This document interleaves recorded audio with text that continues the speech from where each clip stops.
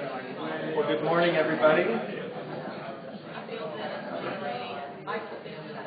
How's everybody doing this morning? Final stretch? That's not a suggestion, although if you need to do a final stretch, you can. Well, welcome to what I think will be a thrilling and exciting chance to vote people off an island. Who doesn't want to do that? We vote you off? It's happened several times. We voted him off. I heard word. So I wanted to kind of share a little bit about how this will go. Basically, we've assembled a really great group of people across the spectrum of different types of marketing agencies with the intent of trying to create a collaboration sort of conversation here internally about what's happening both in the industry itself as well as agencies specifically, talk a lot about Social Bridge as well, and then kind of a random shoot across the board. So the premise is we're going to try to mix up the panel concept a little bit, and I'll get into the details in just a moment. So at the end of the day, there's 5 brave panelists. We've confirmed that there is no weaponry around. These folks are all friends. 4 rounds of questions, but unfortunately only 1 survivor will remain on the island. So we'll hold 4 rounds of questions. Topics, like I'd mentioned, will include things around collaboration challenges, the move to digital in the marketing space. Speakers will then compete to remain on stage in a heated face-off. And at the end of the day, at the end of each round, we'll give you an opportunity to text in your vote on who you thought added the most value for that particular round. So please get your smartphones out, if you don't mind. And I may make an extra cautionary tale to mind autocorrect, because you will want to make sure you are exact in your vote. Otherwise, it'll create potentially a cuss word or any number of things, and your vote will not be captured. At the end of each round of questions, you're going to vote for the panelists you thought added the most insight. You will use your phone, as I'd mentioned. And once the voting is over, you'll be able to see live who the person with, unfortunately, the least amount of votes will be politely escorted off the stage. We have a gift, though. It's meant to be fun, so it's all in good fun. And effectively, if the panelist happens to depart the stage, we're still going to highly encourage them to participate in the conversation. The goal here is great feedback and great conversation. So remember, it's all in good fun, no hard feelings. I can't believe I actually get to vote customers off. I would never do that again. The round structures, like I'd mentioned, we'll start with industry trends, probably the broadest part of the conversation, and then move into sort of more specifically around agency trends. What's happening in your agency? What are the challenges you're encountering in dealing with customers, delivering great service? We'll move then into Social Bridge, the product itself, and then we'll do sort of a random shoot as well. And it appears to be a man in a mermaid outfit, which I guess is what we mean by random. So without further ado, I'd actually like to ask you to provide some applause to our brave panelists up front. On the left, we have Anne-Marie Schiller. She's the Global Chief Client Operations with RAP. So welcome, Anne-Marie. Next to Anne-Marie, we have Brenda Miller with St. John & Partners, the project manager there. Oh, I'm sorry. Nope, we do not. I thought we are not in order like we thought we were. No problem. We are on the phone. Jackie Stagg with Eaststorm Director of Operations. We can comb the internet looking for a picture. And then, of course, next to her is Brenda Miller, project manager at St. John & Partners. We have Mona Hegem, who's the Social Bridge project leader at CAHG. And last but not least, we have Rachel DeFriend, Director of Technology Development at Javelin. You all ready? So the microphone's there. Make sure that it's armed and ready. Not guns on your person. Perfect. Mic. There we go. So we'll keep this pretty free-flowing. We'll start with a round of 4 questions, 8 minutes total. Anybody's encouraged to participate. So the first question is what kinds of new things are your clients beginning to demand of you these days? Please, Brenda. I'm going to say more results. We get a lot of data, and there's a lot of numbers, and we get all that, but how do you use that? How do you get to your client what they want in the results and stuff? So I think they are wanting to be able to quantify, everything that we do. So we have added a program called Tableau that takes all that information and data and puts it in a real useful, meaningful kind of database for them, and it's customizable. So they have their own database, and they can go on there, and it's a dashboard that shows all the results in real time, how it's coming through. So they don't have to wait. It used to be you would wait a month, and then you would get feedback from the media that you were working with, and you would try to, quantify that for them. And right now, you can get that numbers real time, and you can adjust your media. You can go, if one banner is working well, you can actually add media weight to that, make it 80%. Some of your other banners aren't doing well, you can lower them to 20%. So it really is effective. Allowing them to iterate on the campaign. Absolutely. Excellent. Great, thank you. Rachel, you have a comment? That was a really good answer. Our clients are, what I mostly hear is, can we make that for mobile? Can we mobile optimize? Can we have mobile optimized emails? And why do I have to pay more for that? Video is another big thing that I hear a lot of our clients pushing for, trying to be more engaging and have more interactivity with our customers, as well as looking at responsive design. So definitely more from a technology standpoint, we're looking more to do that. And again, it goes back to the, hey, can this look better on my iPhone, please? And I think just apps in general, like what's moving in that direction, and how can we create that for our clients, and does it make sense to actually have an app? That's a whole other conversation. So that's pretty much what we hear a lot from the technology end is how can we get things on our devices to look better and more usable. And our agency, our clients are wanting to work with fewer agencies. They want a one-stop shop. They don't want to go to multiple agencies to get all the marketing materials done. We are in the pharmaceutical space, so they have managed market needs, they have digital needs, they have clinical trial needs. We're able to support all that. But the biggest thing we're hearing is they want the A team on every single one of their assignments. They want experts on their digital tactics. They want experts on their managed markets. So we've developed something called custom configured teams, where we pull from across the agency, across all of our practice disciplines, and we pull the experts that are particular to that job. So if it's a digital job, we pull from our C&I team. We get our designers involved in translating the campaign to work well on an iPad. If it's a managed markets, we pull from our managed markets team. So, and they also want efficiency. So, which is why we bought Social Bridge. We need to be able to operate more efficiently, faster, turn around things faster than we have in the past. Anyone else? Yes, Anne-Marie?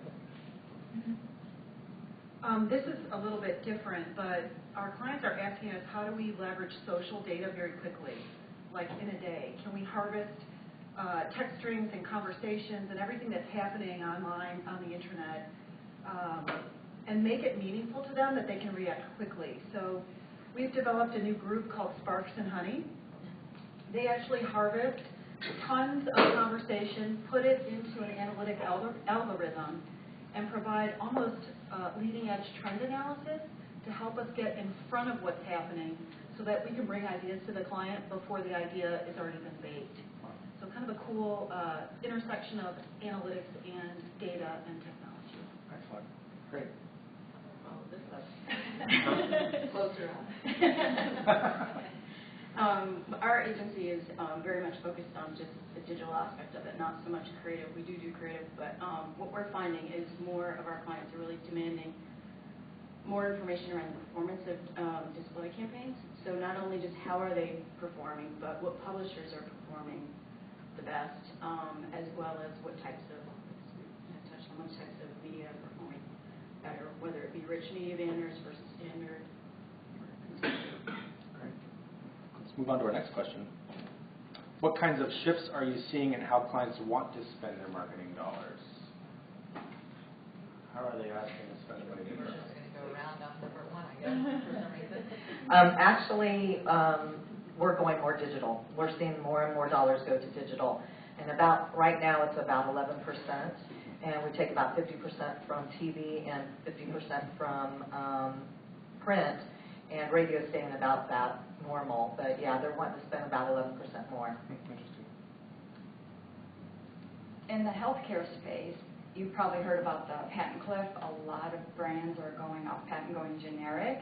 So a lot of the pharma companies are pulling back their advertising dollars and putting it into R&D. So they have less dollars to spend in marketing, so they want to make most effective use of those dollars. So they're asking us to take our traditional print pieces that we've done and translate that so they can live in the multi-channel world. So we are translating their campaigns into iPads, but we have to do it more efficiently and cost less because they're taking a lot of their dollars and putting it into R&D to develop new drugs. That's building our business that we support in clinical trials because we start the compound before it's even approved. So we see more money going into clinical trial support and away from the marketing communication, but we offer all those segments within our agency, so we see the dollars shifting between our practices. Almost having to do more with less. We see a lot more quantitative they want more quantitative type of results. So what kind of media will help us get those numbers, those metrics, so we can optimize them and then, be smarter about the way that we're spending our dollars out to our customers.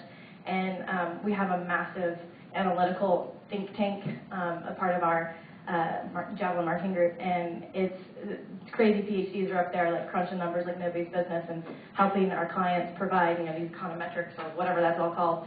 And what's great is that they can take these numbers and complex, algorithms and make something really simple for the customer to understand, the client to understand how to go ahead and forecast and put things forward. And then, my team gets to build the apps and the dashboards where they can actually visualize that. So we see more of that, coming in to making sure that, when they're working harder and smarter. Digital measurability. Yeah. Anyone else? I would say that our clients are realizing that search is typically provides the highest ROI. So the challenge for us is always they want to put the bulk of the budget into paid search. And so it's getting them to understand that digital actually feeds into that, as well as we're seeing that they're spending willing to spend more money on social media advertisement, mobile search, and mobile display. Sure. Let's go on to our next question to keep it going. All roads point to digital. Commentary, I love it. Fantastic. Thank you, Anne-Marie. How have you made a greater effort to quantify your efforts, kind of along the lines of the theme of measurability? Quantify your efforts under the lens of ROI for any of your clients?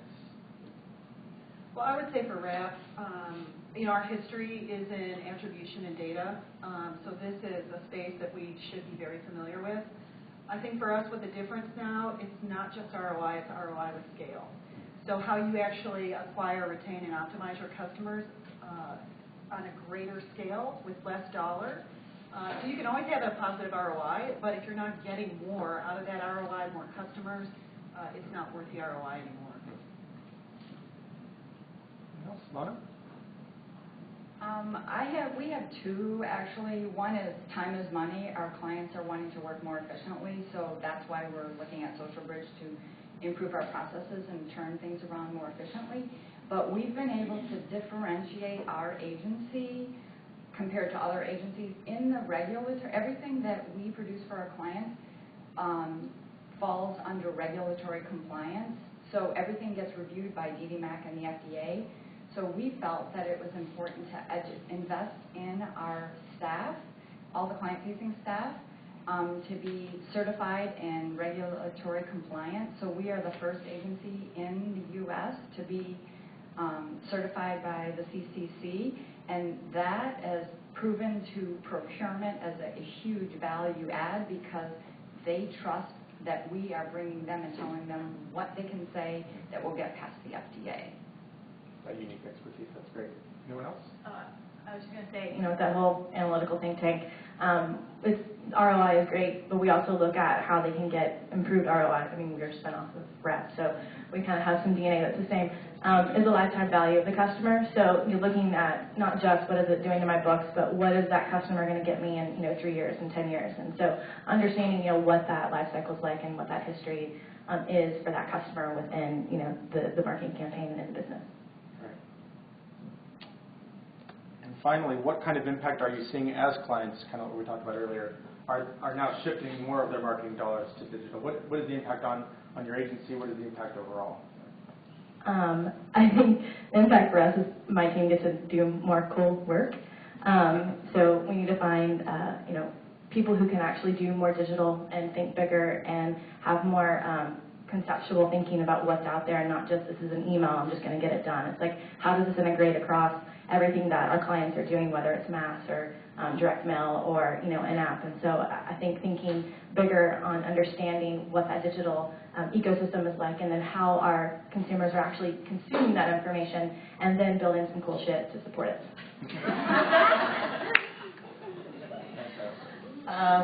We can be online really fast now, and I think that is helping our clients tremendously. So when they have a shift like we have Florida Lottery, and when they jackpot rolls, we can get online really fast, and instead of it used to be the old print boards and the billboards, the 30-sheet posters, stuff like that. We have digital boards, so it's not just digital online. There's all kinds of digital worlds. And so we can, instead of 2 weeks getting a banner online, we can get it online in a day. Anyone else? Well, it sounds like round one is officially over.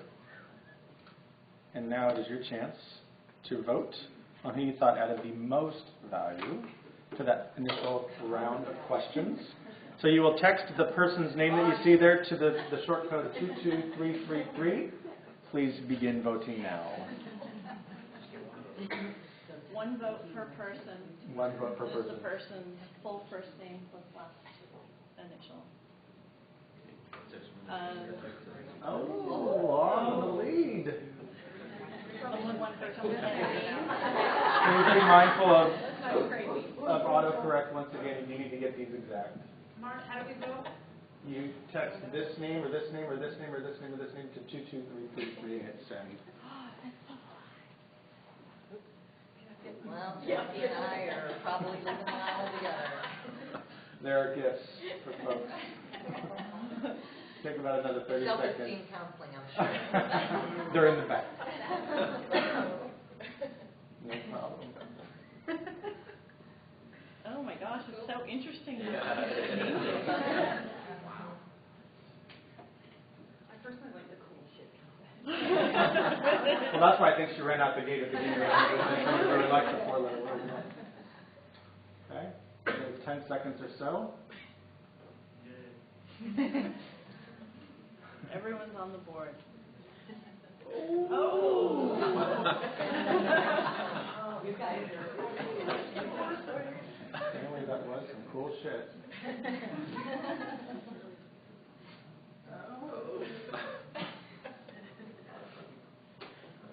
For those that are taking a while, it seems like some don't have smartphones. Are they a dinosaur? It is. Yeah, they're dinosaurs.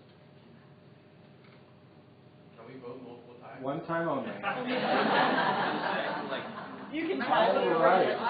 Well, we would like to thank our entire panel for round. I think it's so long. Anyone else still texting? We're tied. Please give a round of applause to Jackie Stone.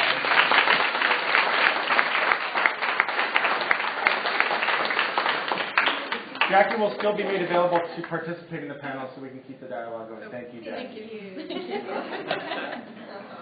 Round two, agency trends. Down to 4. First question, focused around the agency, your agency. What is the single greatest challenge confronting your agency today? The largest challenge? So we just celebrated our 50th anniversary this year, which is a huge milestone for an agency to achieve. And we've had longstanding clients. One of them for 50 years, another one for 30 years, another one for 22 years. And we have always worked under the AOR model, and now we're seeing that procurement is taking the lead on finding agencies, and we have to pitch for every single job now. And plus, with the consolidation of looking for, oh my God, I forgot the word. I'm just going to get voted off the island. So we now are investing so much more in our new business efforts because we have to pitch for everything. It's no longer, the clients are no longer going with the AOR model because procurement's running the show on this. So, and we're pitching up against 18 agencies to keep business that we normally would have got under the AOR model. So that's one of our biggest challenges. So we're trying to differentiate differentiate ourselves by the CCC certification, which is one of the things that's helping. Shift of resources more to new business. Interesting. Great. I have to say, from what I see, and maybe executives have a different opinion, but they're not up on this panel. I think it's resources, finding the right resources and enough resources that can actually do the work that our clients are requesting and what we need to do to keep pushing us forward. And so again, it just, I think, comes not just the bodies that we throw at stuff, but who those bodies are and what they actually bring. I think it's just a big issue with in general at Agency Live. So our agency has some pretty awesome talent, but it's just how do we keep it moving? How do we keep forging forward and making sure that we can be more profitable with the talent that we have. Great. What else? For us, I think it's pace. The pace of change just in the space, in the ad space, in the category, it's really taxing on the momentum in the agency and on the people. So even when you can find great specialists and great talent, we're asking them to do a lot more than we ever used to. So pace is really taking its toll if it's not managed. Our greatest challenge today is going from a fee-based structure to more project-based. Used to be we're a full-service agency, and we were agency of records. We didn't have to worry about timesheets, things like that.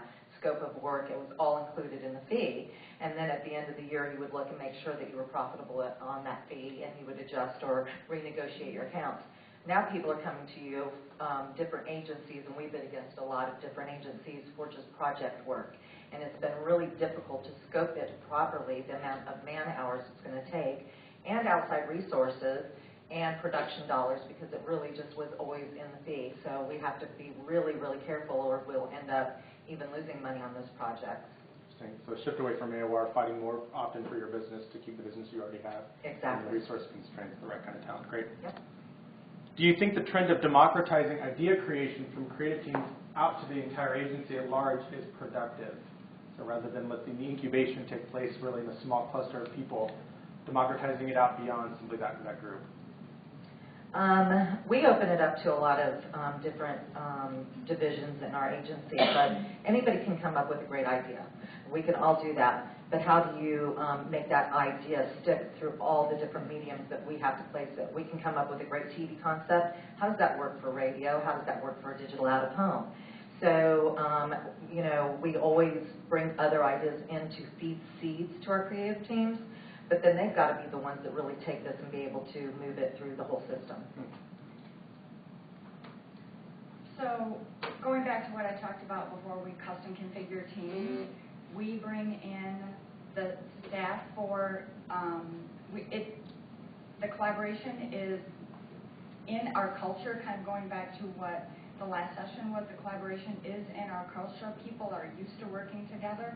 And when we custom configure our teams, we bring in the right talent with the right experts. So if it was a digital project, we have the right UX, UI designers there to develop the creative ideas. So it's just inherent in our culture, the way that we came up with something called Spark Sessions.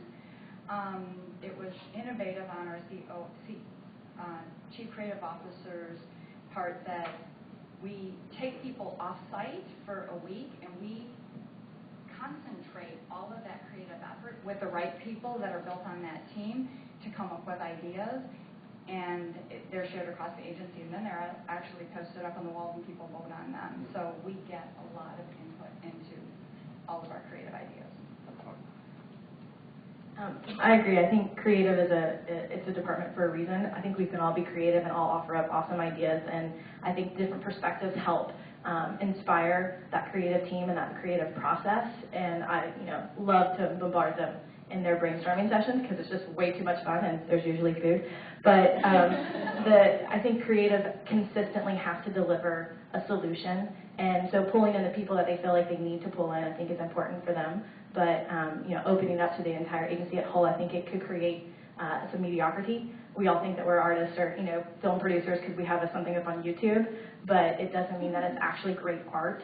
And so I think that's where we come in to creative. That talent should be there for a reason to be consistently creative and deliver on what we need every day. Yeah, I can say in our particular organization, in some ways we try to protect the creatives a little bit from over-input, given sort of their somewhat heightened sensitivities towards this is the work they do, this is what they live and breathe. Yeah. Anyone else? The only other thought I had is, not only do we democratize it within the agency, the ideation, but we're shifting more to democratizing the development. So rapid prototyping, we even have a hothouse method, we call it Blender. You have 72 hours to go from idea to product. So a lot more of our shift is in the doing. The thinking is just as important, but not uncoupling the thinking and the doing. So we're democratizing development, if you will. Oh, that's great. Good. Do you find that idea democracy, keeping on that theme, is more effective in certain mediums over others? Certain types of, yeah. Well, if I go back to the idea that we have the custom configure teams, that we're bringing in the right experts for whatever the project is, it works for every kind of project because we have the right people on the custom configure team. So I think it works for us. Just to tack onto that, if you don't mind, and the rest of you, please feel comfortable sharing this. What techniques are you using to rapidly acquire the different types of people and assemble those teams as you're describing? So one of the things I'm trying to do in Social Bridge, which I have a database now, is we have a profile on every staff. Therapeutic experience and what disease state experience they have is very important on a client's piece of business, and also what background, and we have all of their strengths.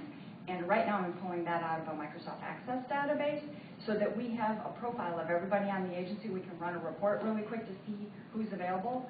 We need to work with resource management to see if we can pull them in. But we custom configure the teams based on their strengths that they bring to the table. And then that's how we know who to invite to these Spark sessions. And the Spark sessions, we get people off-site so they're not busy thinking about the 10 other jobs they have to work on. It's very consolidated time. And they come up with great ideas, but we've been able to pull the right talent and the right experts into that creative. So it works for us across all media. Sort of the theme of just making sure it's an intentional component of your agency. You're intending to go out and look for other people across a spectrum of ideas. That's great. Anyone else? I should say real quickly that online forums usually, it's a good medium. So like your idea sphere, that's exactly what we're doing. Starbucks My Ideas, Rewards, or whatever it was called. Where you could offer up an idea, and then people could vote on it, and then the panel of people who actually make decisions about that business could look at it and then see if that's something that can enhance, and we could forward, and it fits into our overall vision. And so I think online forums and communities such as Drupal, like a great way for people to actually give stuff freely and then it be worked on and continue to grow. So it's a great way to capture that democratization of idea generation and actually producing a product. We bring everybody in at the beginning of a brief. So everybody knows and understands the product, what the strategy is, what the target is, what the main vision is for that product. So across the board, everybody understands it. And then we have basically rooms, we call them concept rooms, where all the ideas go up on the wall and people do come through and they add to it. So our social media experts will come through and they'll say, oh my gosh, that idea would be so fabulous for this. And so they just add to it and add to it. And by the end, when we're really starting to put it into buckets, so TV, radio, all those buckets really come together because we have PR in there, and we have media in there, and we have everybody all working together. Alignment almost from the beginning. Absolutely. Yeah. Good. T-shaped talent, the topic here. The idea that people have a core competency, sort of here, but then you also need to create some level of competency in other areas to make them a little bit more full value. T-shaped talent sounds to be the future of agency staffing. You can't just simply hire somebody to do one thing. They need to do multitude of things and do it well. Do you guys have a strategy today for finding and attracting and keeping that kind of talent? So our human resources is called TalentWorks. Our culture is based on our core values that we have in our company, which is all around collaboration. Our TalentWorks department has come up with interview questions that when we interview a candidate, in addition to interviewing for their expertise that we're hiring, most of our writers and our directors all have to have medical backgrounds or scientific backgrounds because of the nature of our business. But they also help us prompt with questions that will allow to assess if somebody can collaboratively work in a team. So our TalentWorks department helps us with interview questions like that. So so that we can kind of assess in advance. We have an obstacle course that people have to take, and you really get to see, what they can or cannot do. So that's where we go, as well as Craigslist. The panel next year will actually be an obstacle course.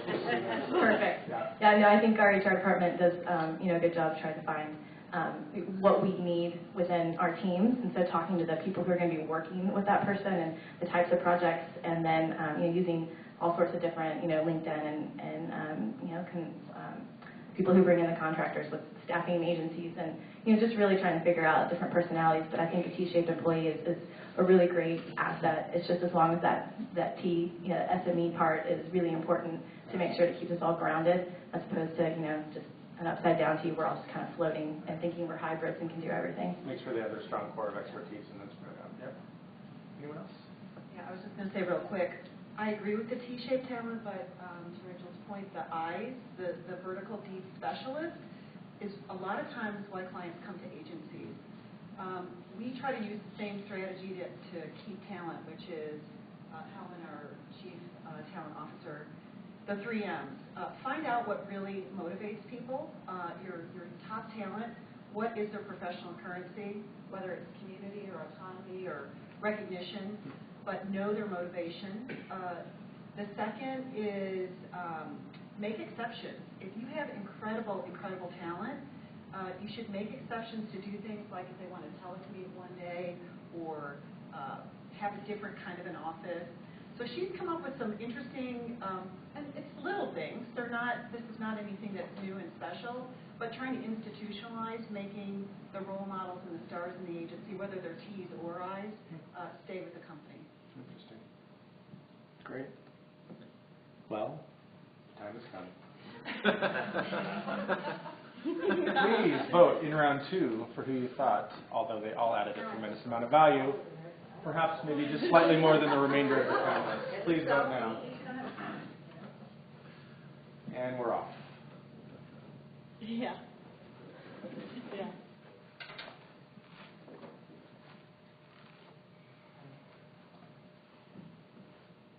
Round 3, we start drinking, so it's fine. I know it's early. 5 o'clock somewhere. Okay.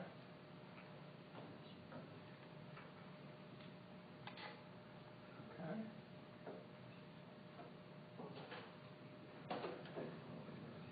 I'm not even on the panel, and I'm anxious, so this is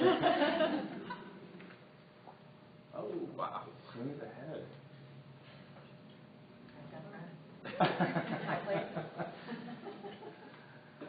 I see those 10 texts or those phones underneath the desk. Okay.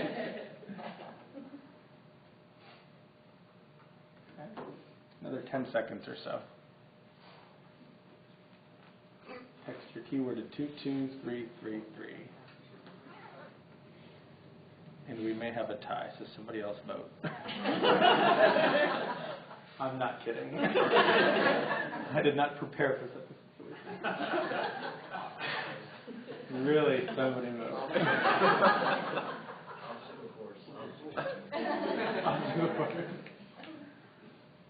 If we have to, we could also clear it and just have people vote for Mona and Rachel and see who's the tiebreaker. Yeah, let's do that real quick. Let's do that. Yep. Oh, hold on. We may not be there. Rachel, I know who it was. Thank you. Thank you very much, Rachel.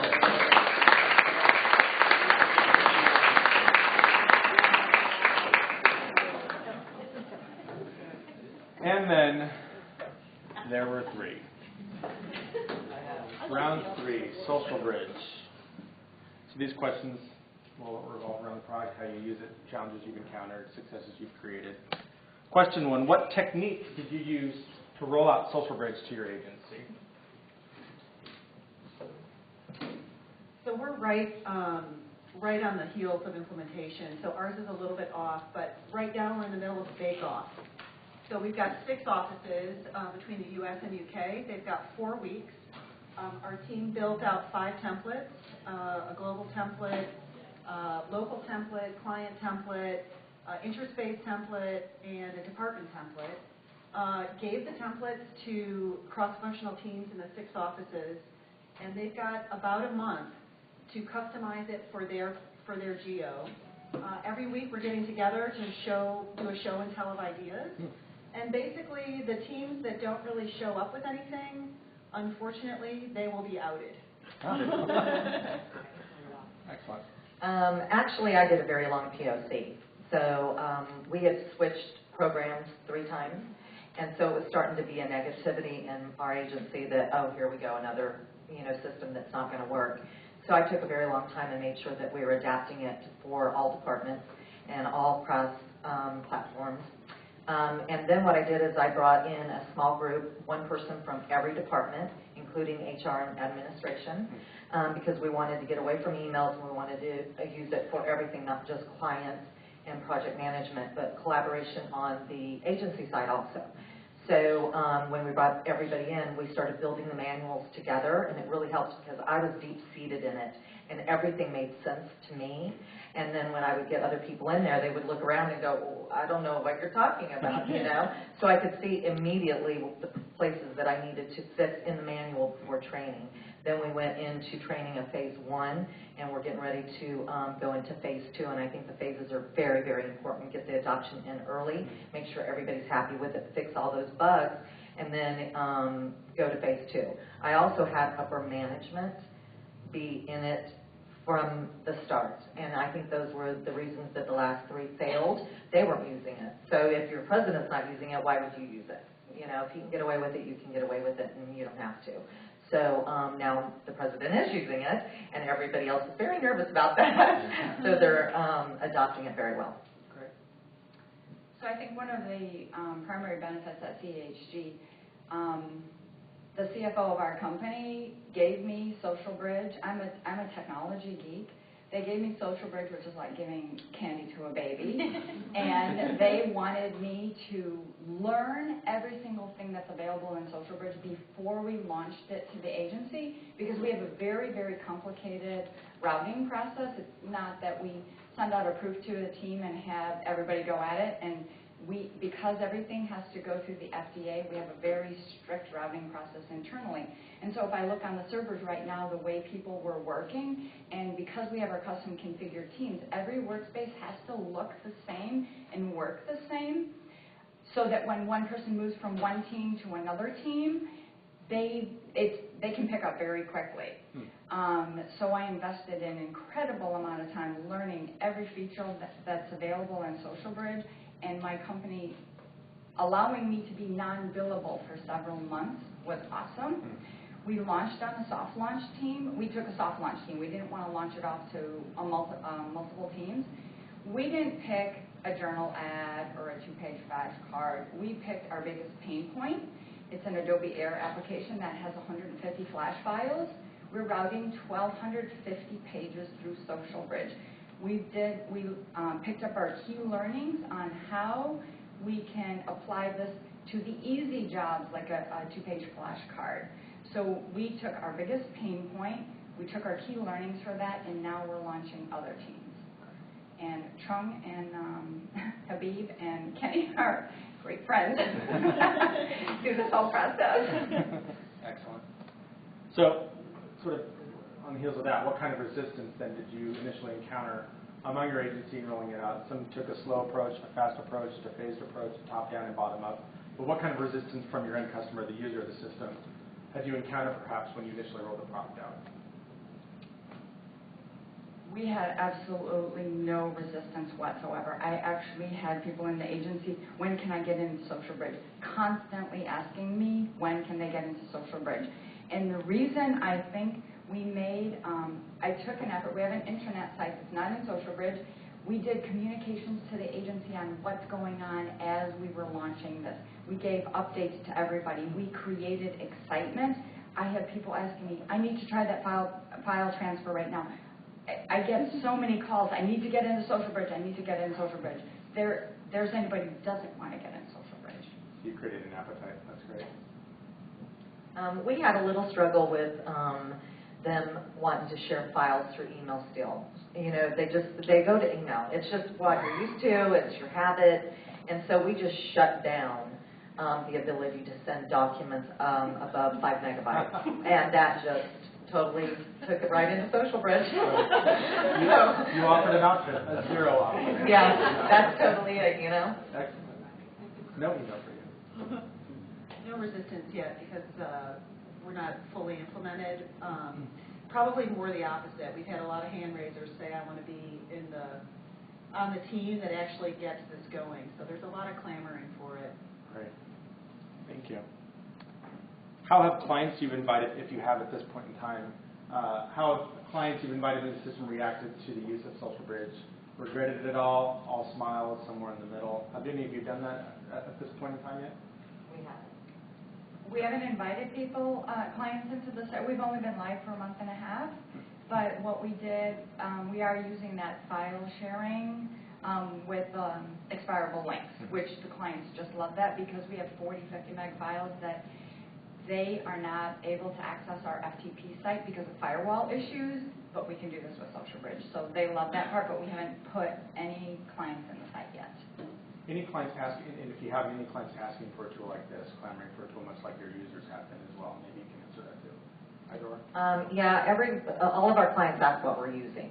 And they ask a lot of questions about it for their own systems, but we haven't invited them in. We have a lot of legal issues when we do that. We have a lot of government accounts. But we have found that using it as an FTP portal has worked really well. We've done workspaces basically where clients can go in and grab ads, TV spots, things like that to share on their own use and on their own will, so that's worked really well. But as far as collaborating in a workspace on projects, we haven't asked them in yet. Ironically, this is the one thing that we have done. So Steve has helped a lot with our Toyota client. So the online creative routing implementation, we're using the feature without really having the system rolled out and created a little sort of use case on that feature. If anyone needs client training, Steve has put together a great thing for Toyota. So it's good because we actually don't have it live, but that little feature we're using with the client today. Excellent. And anybody else that's no longer on the panel, but with us in spirit, rub it in. want to share anything, add on any of these questions just for additional feedback?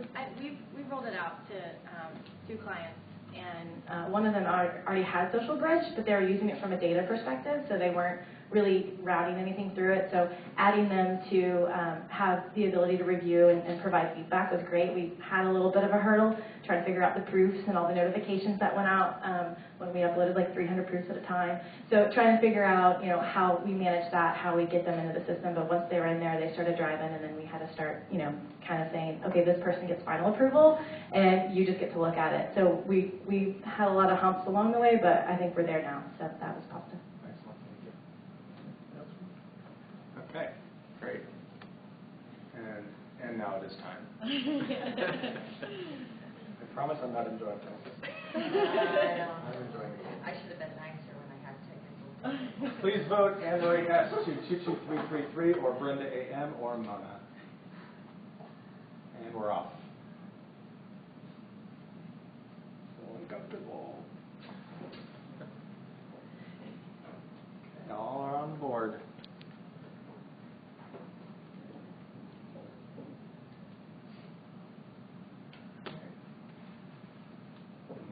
Mona commanding over half the votes thus far.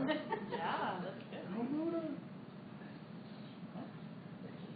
It's not over yet.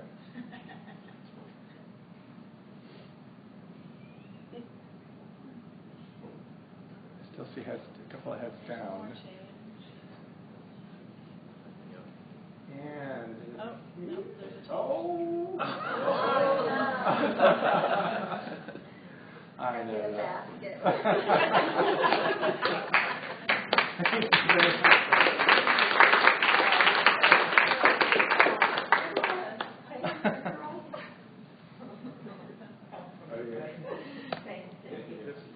Appreciate it. That was fun. Thank you, Brenda. No problem. It was good fun. And then there were 2. Did you see that YouTube video where they were arm wrestling and the woman wrote down her arm? No. Oh. But you'll get a vote just for bringing that up. Question 1. Within the larger trend of going digital, we talked about that earlier on, which niches of new digital marketing do you think will be the winners, whether it be apps, HTML5, Flash, et cetera? In particular, in the larger trend of going digital, in particular, niche seems to be winning out so far.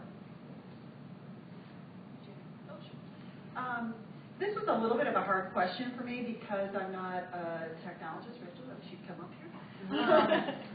But I think where we're headed, software as a service, everyone's hearing about that. I think for us, what is we're using more, I would say, software as a service and software off the shelf. So if we can find bespoke or software that we can actually tailor, using things like Social Bridge, AdTask, Cognos, things that have sort of an application layer that we can start to customize for our special need or our clients. And then just in terms of like coding languages, there's always things that seem like, Flash is yesterday and, there's new stuff today. I think our philosophy has been we've had to really diversify our talent base because clients have different requirements. So we're having to have a lot more talent in the coding languages and a lot more fast speed to market using off the shelf. Right. So in our industry, our target audience is the physician or the nurse practitioner. And what we're seeing is that the physicians are using iPads and iPhones and mobile devices more in their business. Even from a personal perspective, I took my daughter to the doctor, and I went in the office with her. The doctor had their iPad with them. They're doing everything on their iPad. So we are being asked by our clients to develop the viz aids that we normally, a sales rep would go in detail with a doctor with a viz aid, but now they're wanting that on their iPad. They're wanting it customized too, so that they can quickly go to the chapter that they want to talk about, because they have literally 5 minutes to talk to the physician. So we see iPads and mobile devices in our industry. As far as it goes with social media, the FDA hasn't given any guidance, so a lot of agencies that are going into social media, we can't go there, we can't live in that space because the FDA hasn't made any rulings on what you can say. It's very restrictive right now. Interesting. So diversifying the talent pool to accommodate diversifying clients' needs and a push towards mobile. Great. How do you promote cross-departmental collaboration with your own organization? We may have touched on this a little bit. And this is broader than just Social Bridge, the tool. It's just across the board. How are you promoting that overall collaboration? So we have a couple almost reward structures. One is we have an annual team award. So the company gets to vote. It used to be the rising star, like who was the individual that was the coolest and the person we need to make sure we keep. Now we've migrated to a team award. So it's really recognizing team collaboration and who is driving the client's business forward, what did they do, and what made their experience better and different. So I think that's a nice shift that the agency's done. And I think other things too, just in terms of process, I talked a little bit about that whole idea of Blender where the teams, basically the new process is a table, getting people together cross-discipline around a table in short amount of time to think and do has really helped us actually reimagine how we work. Interesting. Great. So if I keep on going back to our custom configured teams, we're used to working that way. We pull the right talent together. They're used to working collaboratively, and all of that goes back to our shared values and expectations. So much like you have, we have what's called momentum moments. So if somebody recognizes somebody else meeting one of those shared values and expectations, they can post one of these momentum moments on our intranet, and it's available. Whenever we do our timesheets, we see everybody who's earned a momentum moment. So it just reinforces collaboration, and it reinforces our shared values and expectations. Anyone else that's transported off the island want to share anything at all around that topic? Food. No, we have thank yous, online thank yous. So a person can send it out, and then there's a drawing at the end where someone could win something. And so it's a great way to thank the art director or thank the copywriter for doing what they did. And then I think just knowing that we make a better product when we work well together, and then ping pong matches.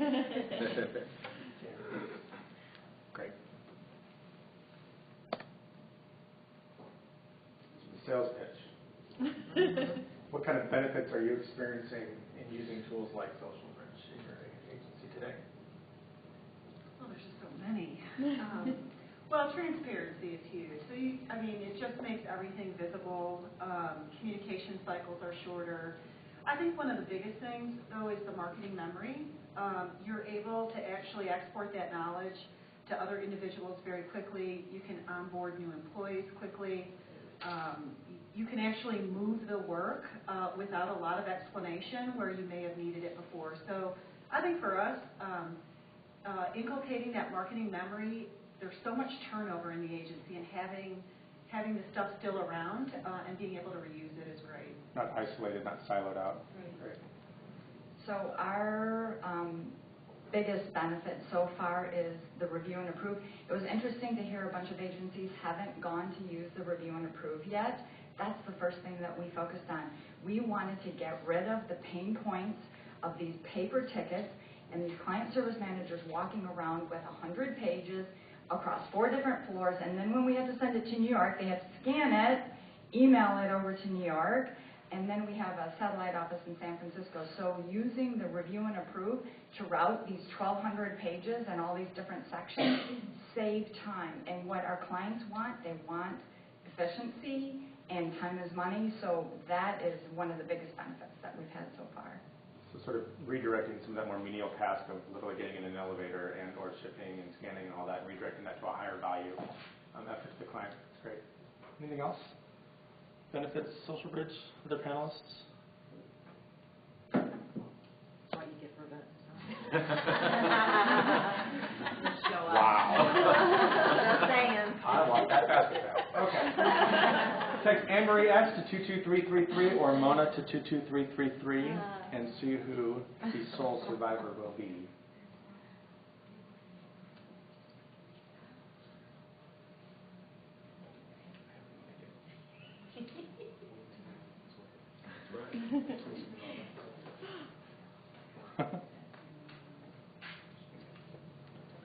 Mona currently in the lead, votes still coming in, and Marie's starting to come closer. Not over yet. Polls are still open until 8 p.m. Oh!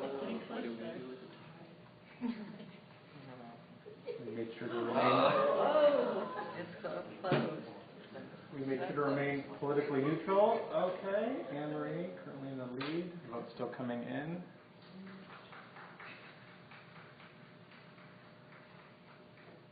Votes are not coming in.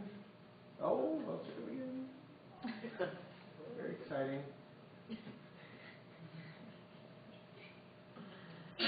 Any more heads down? Bless you.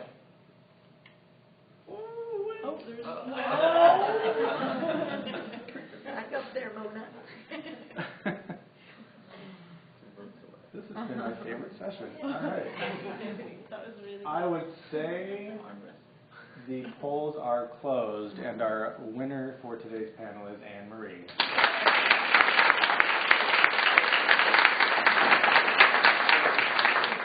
On behalf of the entire panel who exerted a tremendous amount of bravery and a lot of really great thought leadership, I really appreciate everyone attending and participating.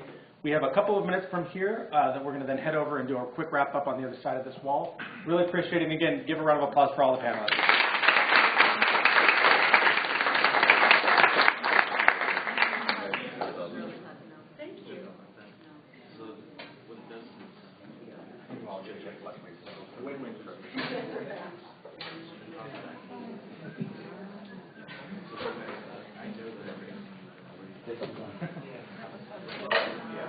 So we have a couple of minutes until we get to a 15-minute wrap-up.